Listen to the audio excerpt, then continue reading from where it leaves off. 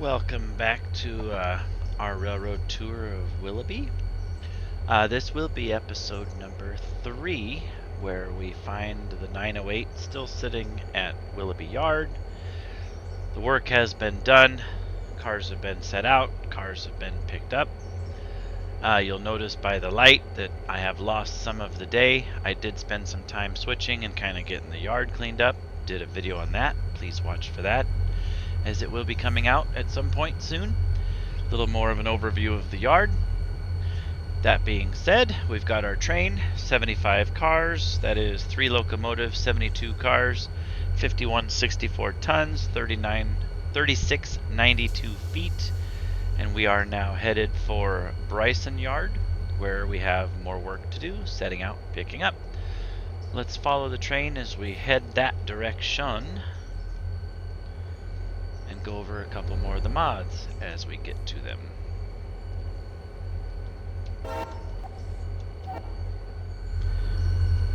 Still working on my shorthorn, apparently.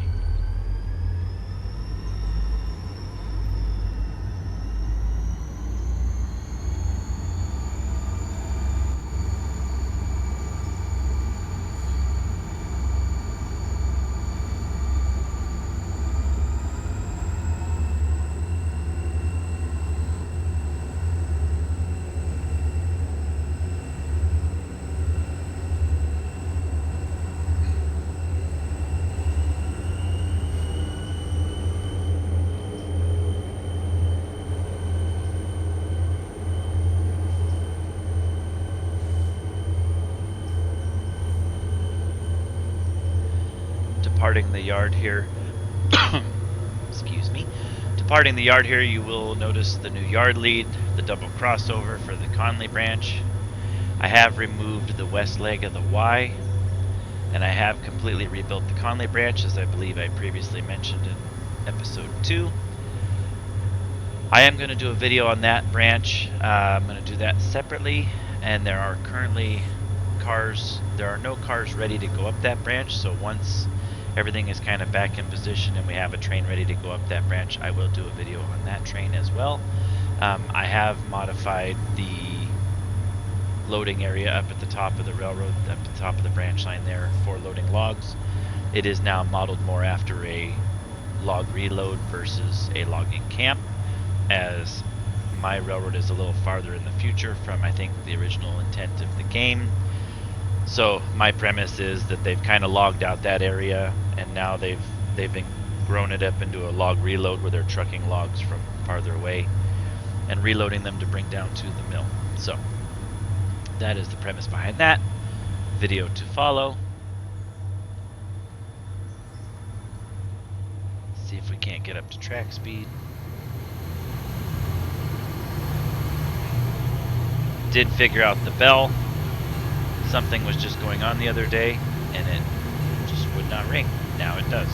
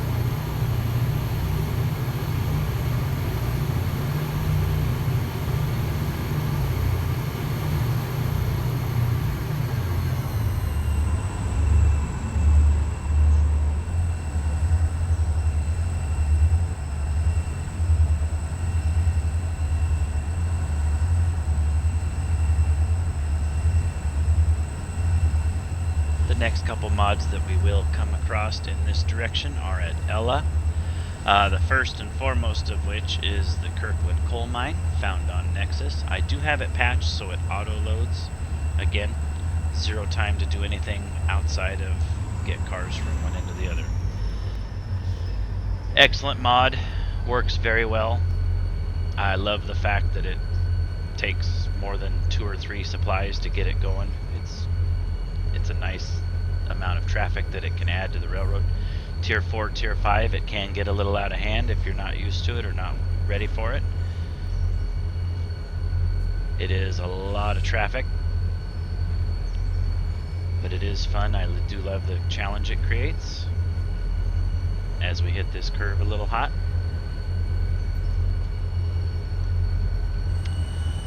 The next mod will be the siding of Ella itself. I have extended the siding down to the bridge. Of the sidings I've extended, it's one of the shorter ones, mostly just to help bring traffic out of Kirkland. Siding needed to be a little longer for that to make it a little easier to do. The next mod after that, once we cross the bridge over the river at Ella, we then go on to the double track. I have double tracked the map from Ella to Bryson. The intent was originally to double track from Willoughby Yard all the way down to Bryson, minus the bridge at Ella as a little bottleneck for operations. I'm not sure if I'm going to do that. The double track from Ella down to Bryson kind of serves its purpose well. It does act as basically a large siding, so that if I'm running trains between Willoughby and Bryson, almost every train that runs on the main line, minus the trains that go to Silva out of Willoughby, every other train on the railroad, whether it's Bryson, Epps Springs, Alarka Junction, or Andrews, all travel on this particular section of railroad. So it can get pretty busy, especially if I'm, middle of the day, got stuff moving from both directions, trying to get things moved across the road. It can get very busy on this section of railroad. So that double track does help with that, and basically right now is acting as a large siding between Willoughby and Bryson, which for now is functioning well. I may just leave it like that. I may come back and double track from the bridge up around the corner here up to Willoughby, undetermined at this point. Just FYI, at the recording of this video, the mod for the double track is still in progress. I have not moved all the assets. In fact, right here in this curve, as you can tell, I did intend to move the telephone poles before I recorded this episode. Got excited about recording the episode, so here we are with some telephone poles in the middle of the track. Those will get moved, along with some of the roads and some of the signs on the double track portion of the railroad that have yet to be moved. The track is tested and functional. Track speed on the double track is good for 45. I did knock this bridge at Ella down to 25 as part of the mod, as this curve at the far end of the bridge, to me, 30 looks a little fast through it.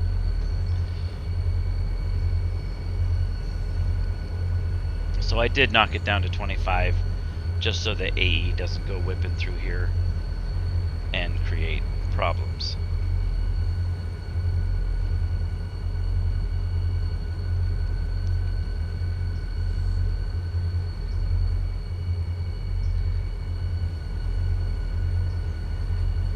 Due to traffic in Bryson, it looks like we will be going to the south track.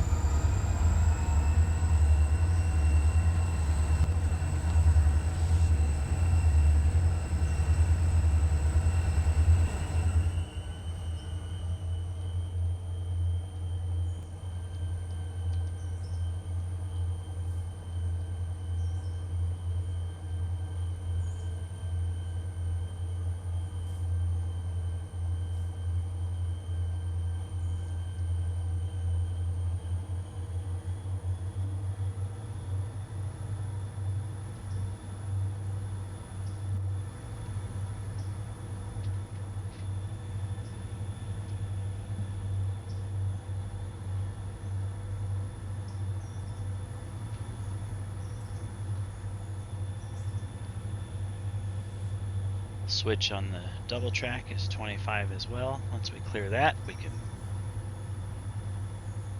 pick it up with whatever space we have left. The 45 does run all the way down to the 90-degree left-hand turn at Bryson, down by the Roundhouse engine shop.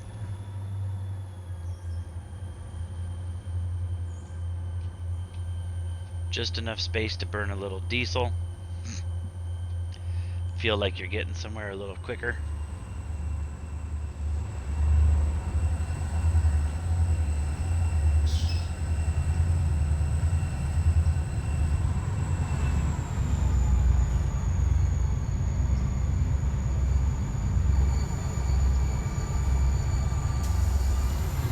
Close enough. Here we go.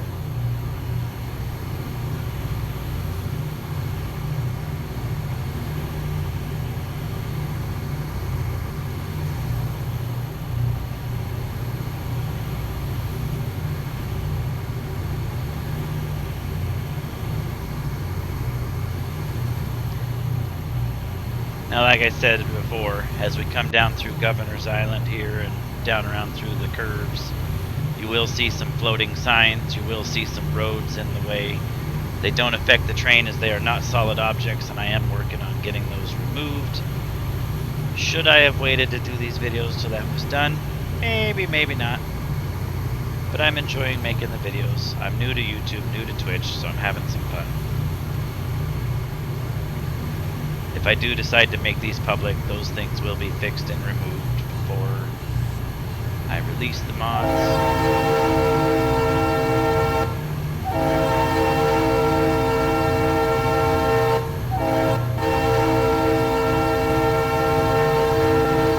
It does look kind of funny when the road goes through the middle of the locomotive, but it is what it is.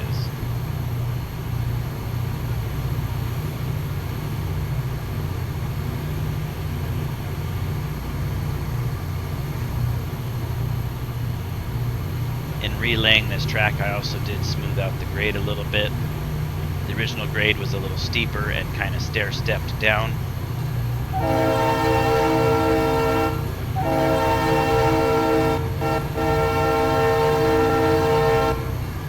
I was able to kind of do more of a constant grade, bring in the actual grade, the average grade down to a smaller grade from one end to the other.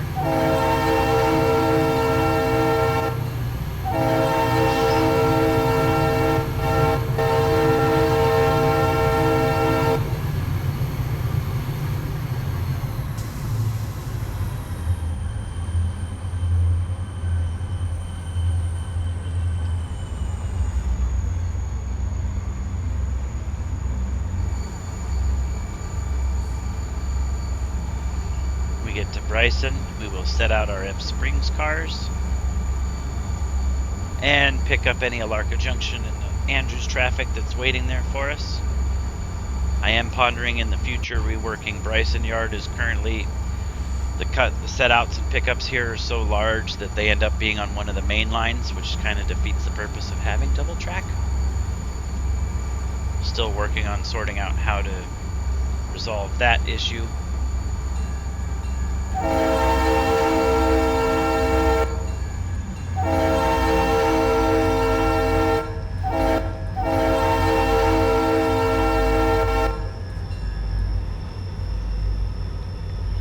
Switch for the Walker branch. Haven't really done anything on the Walker branch, so probably won't do any highlights up there. Maybe down the road if I get bored or have some time, maybe I'll go up there and rework that. Walker branch already to me seems like it's set up like a log reload spot, so maybe we'll go up there and revamp that one of these days.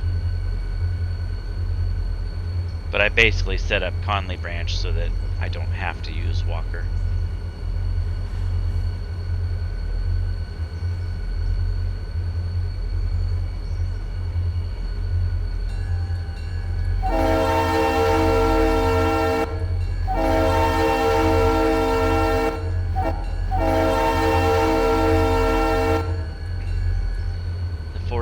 Does run down to the curve here.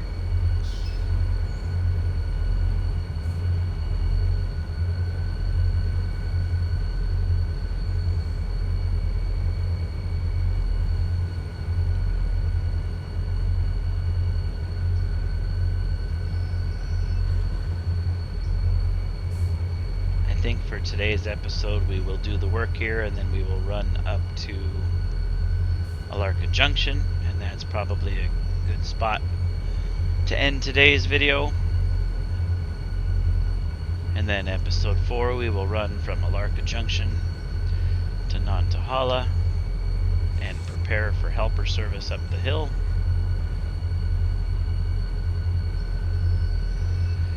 So this is the west end of Bryson. For those that are familiar with the Ep Springs mod on Nexus, I am running that mod because I'm a glutton for punishment. So this set of double crossovers is the end of double track. Track on the right, on the left, goes up the hill, is the original main line. Up to Alarka Junction and points west. The track to the right is the old main line. If you're familiar with the history of the railroad, that is the original main line before the dam was built, from what I understand. That does go around the corner to Ep Springs, so this allows trains coming out of Ep Springs to come onto either main line once they get into Bryson here. I find that very useful. I also find that it basically confuses the auto engineer.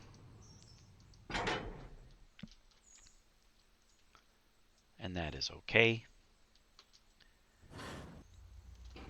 The quick way to work around that is I just use more than one waypoint. So if I needed to go down a particular track, I will waypoint that track, let the train get through the turnouts onto the track that I want it onto, and then I will extend the waypoint onto the next spot. A little more troublesome than just setting a waypoint, but I have found, especially with the extra track, I'm still working out the science on how it chooses its routes and whether it's based on track, mainline, branch line, industrial track, or track speeds. Trying to figure out the algorithm, just kind of working through it, having fun, just kind of working through, doing some testing and seeing what the AE looks at or what it's looking at when it plans its route, or if it's just haphazard, which sometimes it does demonstrate that because I'll send it the same place several times and it'll go different routes every time. So, to be determined.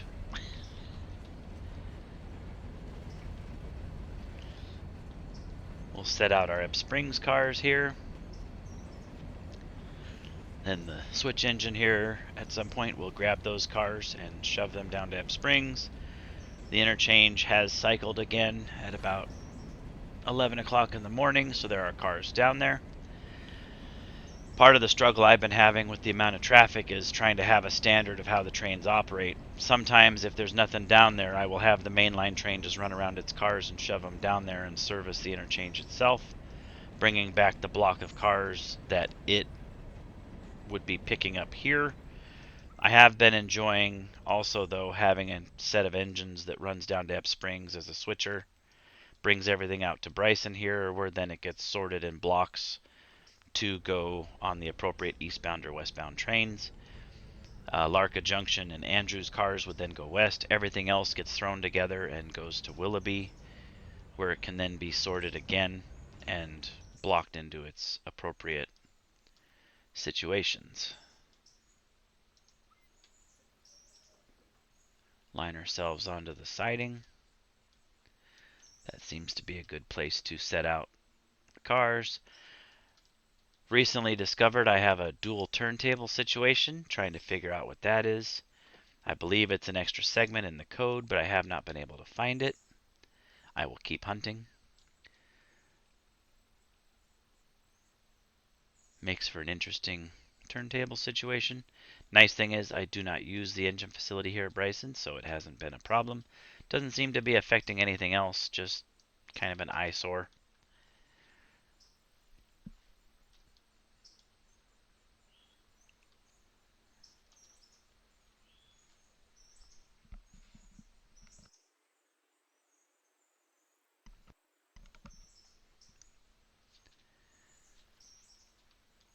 Get these cars set out, pick up everything on the north main.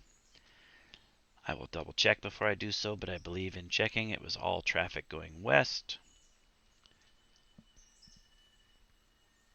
and then we'll take the train up to Alarka Junction, where we will find our next mess, because I believe that interchange is also full of cars right now.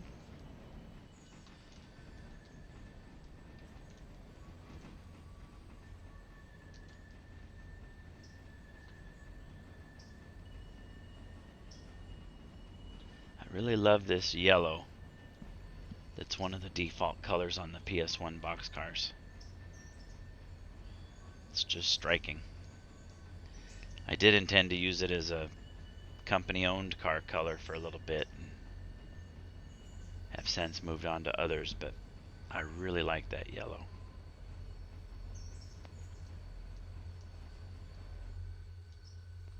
Put a couple brakes on these so they don't go anywhere.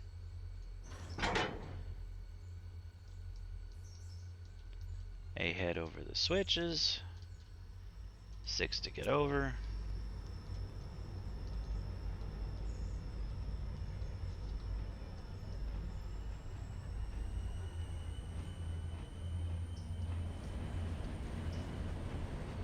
Three now.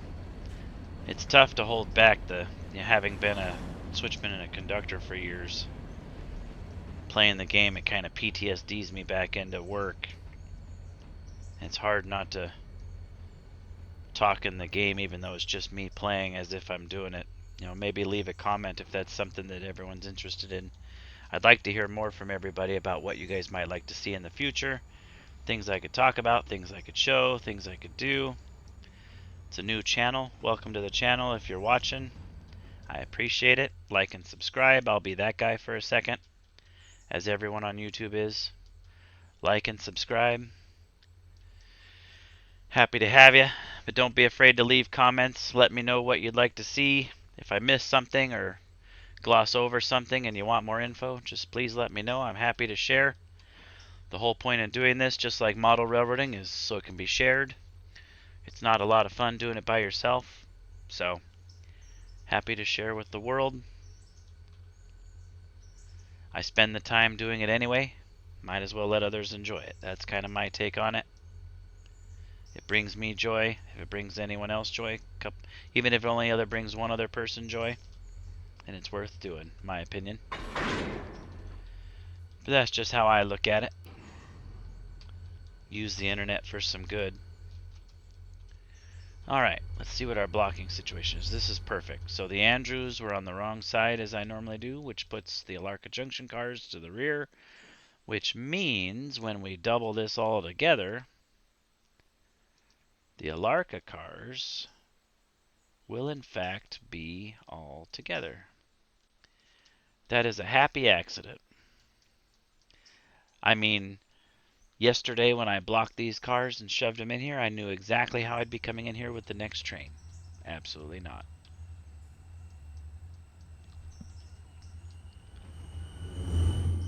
Come back out here, make sure we're lined to the left. This is one of those situations I was talking like earlier where like the AE doesn't always go the right way.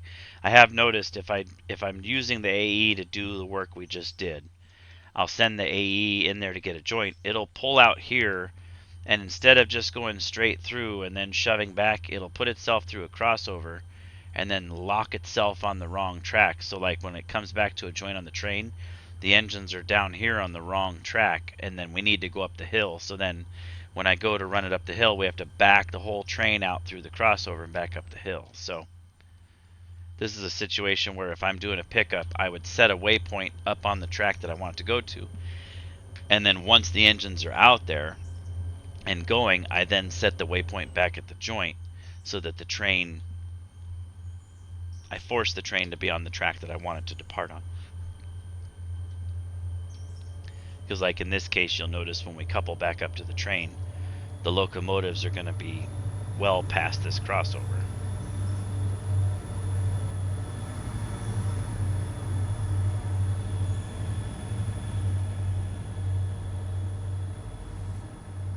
And that's just how it works.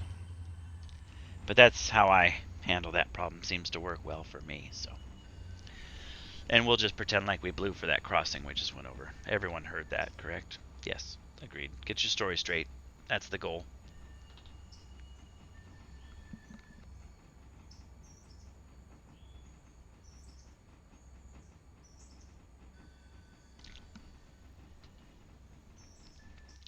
At UP, our story would be that's a private crossing and we're not required to blow for all of those, so deal with it.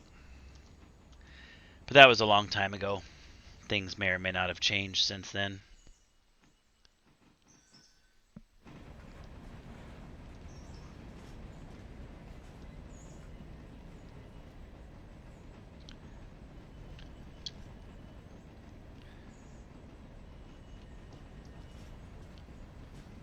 See, now this is where this railroad gets fun, because the number of cars we just picked up in some cases would be a whole nother train's worth of cars. And on this railroad, it's just a pickup. We should be hovering right around 100 plus cars by the time this is all doubled together. And for me, that's the one thing I love about this railroad is running, you know, full-size trains with full consists and the weight and the tonnage, and it's a lot of fun. Even though all I seem to ever do is complain about it. Probably could use some train brake there. We'll get stopped when we get stopped.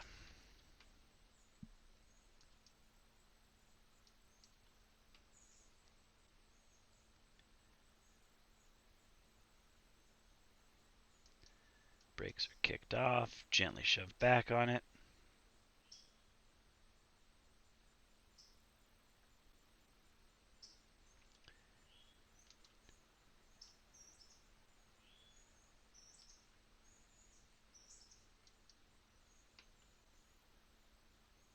Get everything bunched up and moving.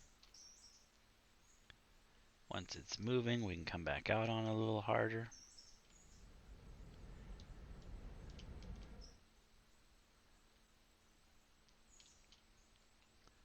Down to our train.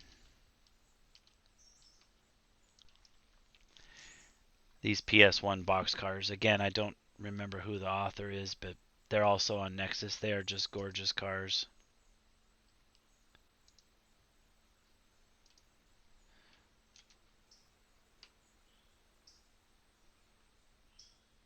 Love how the plug door comes out a little bit before it opens. That's an excellent prototype detail that I noticed immediately.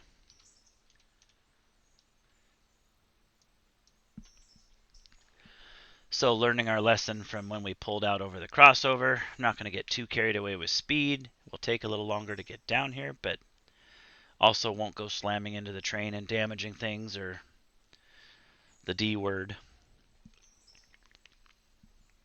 which does happen on this railroad from time to time. My current safety rating, we're up to 83%. That's excellent. I believe we did dip down into the 30s or 40s at one point. Though, in my defense, that was back during one of the updates where the automatic engineer kind of lost its mind and stopped really paying attention until they patched it. I don't know if everyone else remembers that, or anyone else that plays the game was experiencing that same problem, but there was about a week and a half where it became the Wild West if you were using the automatic engineer, and it was just kind of trashing stuff around. My safety rating definitely took a hit because it took me about 3 or 4 days to realize what was happening. Started getting cars in the interchange with more damage than normal. You know, kicking cars around in Willoughby does tend to be hard on the cars if I get a little carried away. So $1 here, $1 there is not unnormal, but I started getting, every time I'd cut of cars into the interchange, I'd have $20, $30 worth of damage. I'm like, something's not right. Did some investigating and followed the AE around a couple times, and it was having more troubles than normal as far as speeds and curves and stopping and making joints. Yeah, it was a hard couple days for the Willoughby until they patched it because, again, not a lot of time for me to do things manually. Alright, trains back together. We are now 3 locomotives, 103 cars, 7223 tons, 5,359 feet, which now makes us very close to a non-fitter in even the sidings that I've modified. Nice thing is we only have to get to Alarka Junction, which means there's one siding between us and there, and I don't believe there's anything there. No, it is empty. Hemingway is empty. Hemingway is also one of the sidings that I have modified. It is also about a mile long, which is very handy between this particular spot where work happens a lot and Alarka Junction, where also trains do a lot of stopping and working. Almost every train that comes through here stops at Alarka Junction for either picking up or setting out or both. It's a very busy place.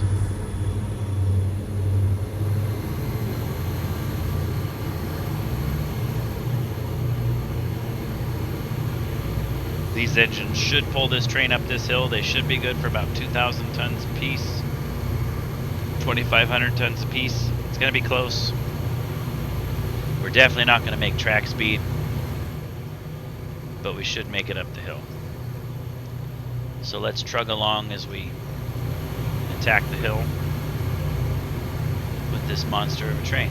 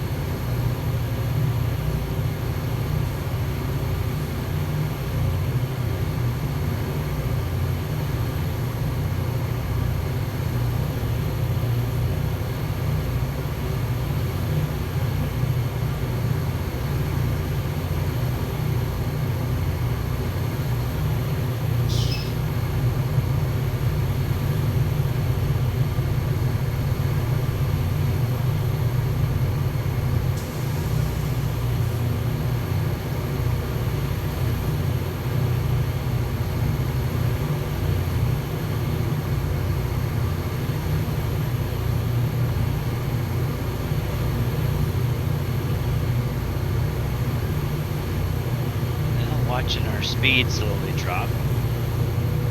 I can be the first to admit I've been wrong before. Maybe we'll make the hill.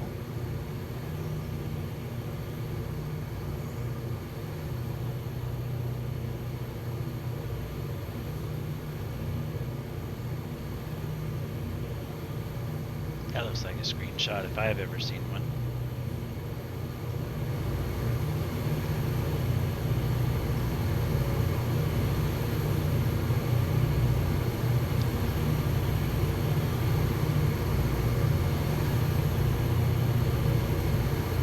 So again, with the comments, here's a question I can pose for future videos.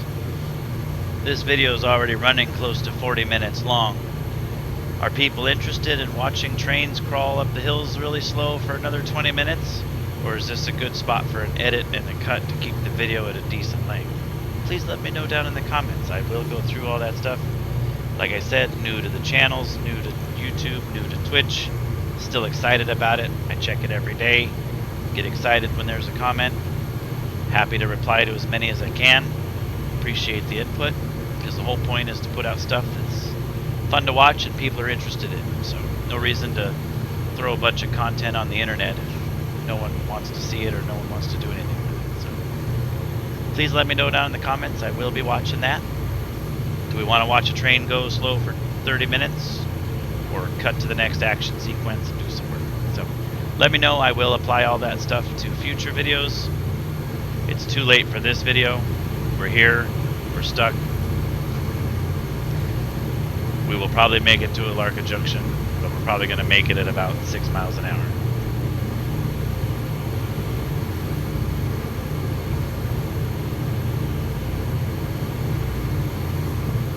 I do trust in these engines. They will pull their brains out. They just won't do it very fast. As of last night, the railroad is now testing a couple of the new RSD-15s. They also appear to pull their brains out. I don't know what the future of the Willoughby brings for motive power.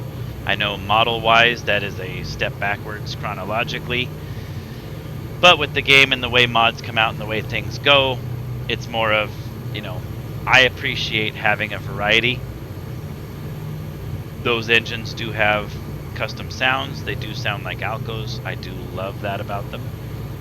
That's one of the reasons you will find also some GE U30Bs running around on the railroad. Also custom sounds. It is nice having a variety of locomotive sounds.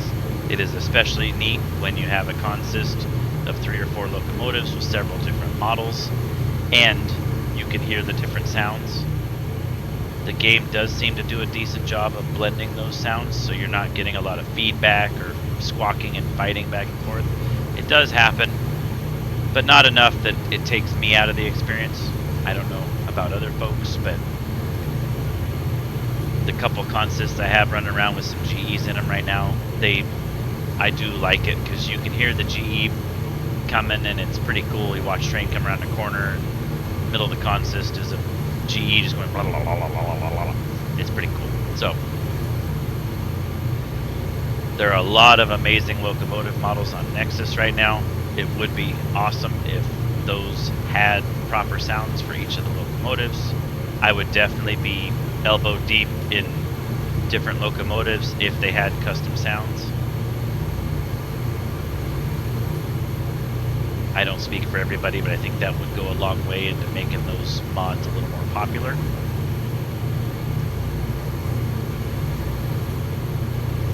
That is just my humble opinion.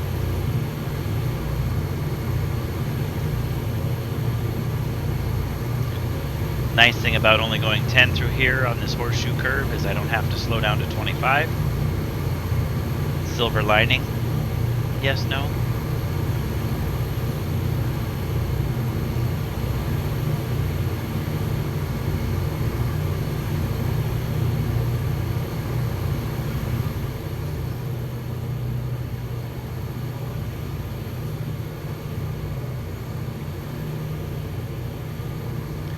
These long trains are kind of fun on this horseshoe curve because we get up around the other side.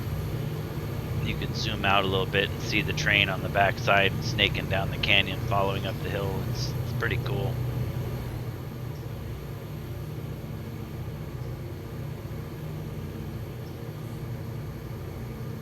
And with a 100-car train right here, you can do this all the way up until we turn around that next corner, up through that little pass up into the next little drainage. You can see there's cars there in the background. Super cool.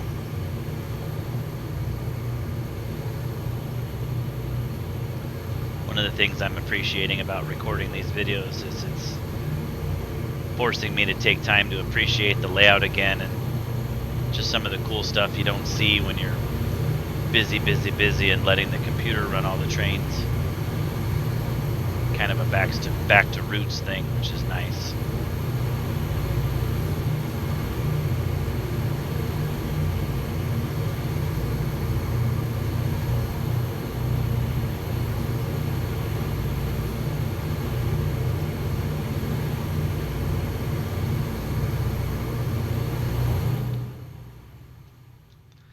So whoever put all the telephone poles on the map, all of the great spots to do train watching, the telephone poles are on the wrong side. Again, just my humble opinion.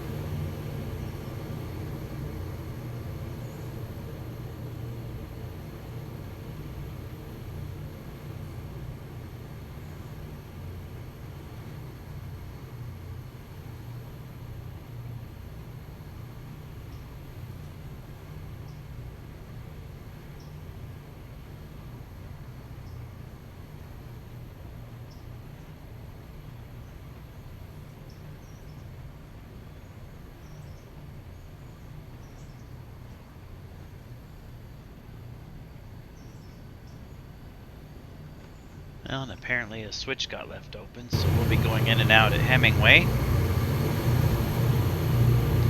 This is the new east switch at Hemingway.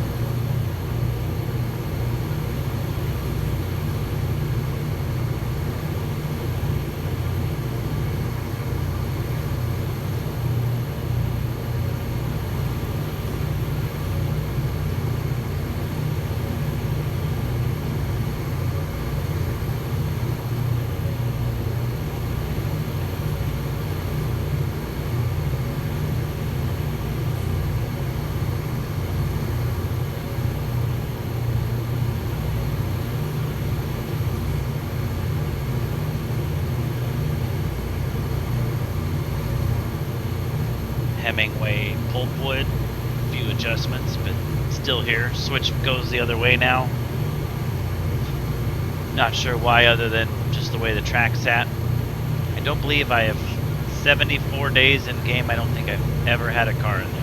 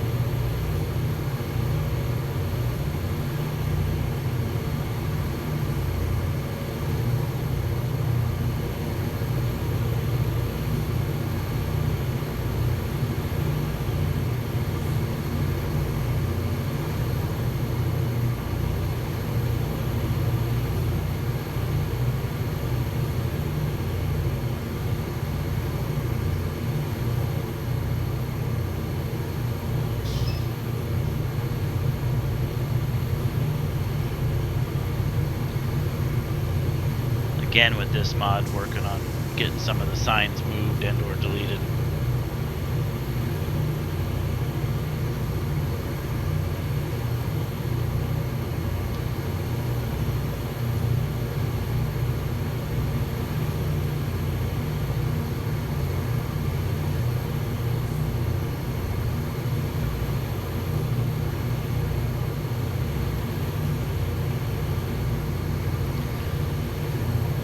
In fact, maybe the universe is taking care of us once again. Since we're inside Hemingway, why don't we just come to a stop at Hemingway and we'll call that the episode. Episode 4, we can head up to Alarka Junction, finish our work, and head west.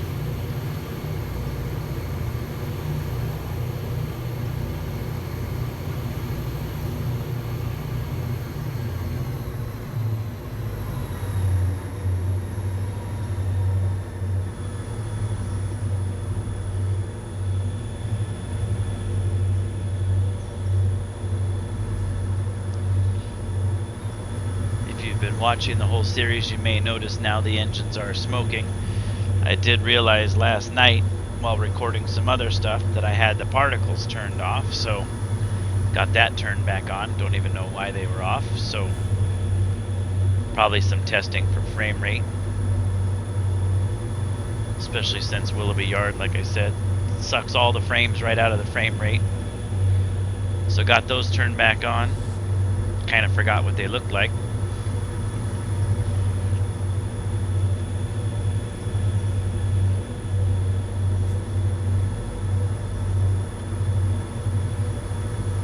And actually, with a train slightly over a mile long, it'd be kind of interesting to see if it indeed fits in here or if we are out to foul. So we'll snug this end up and then give it a check.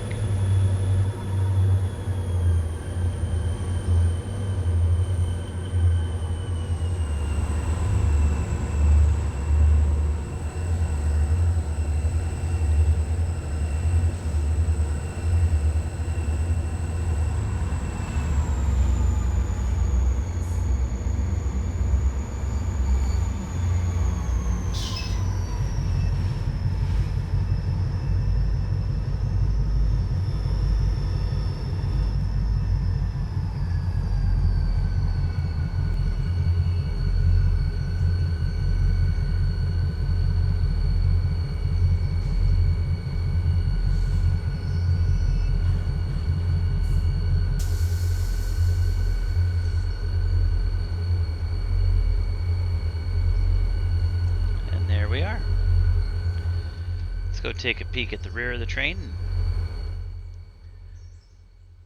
get a better idea of the actual length of the siding.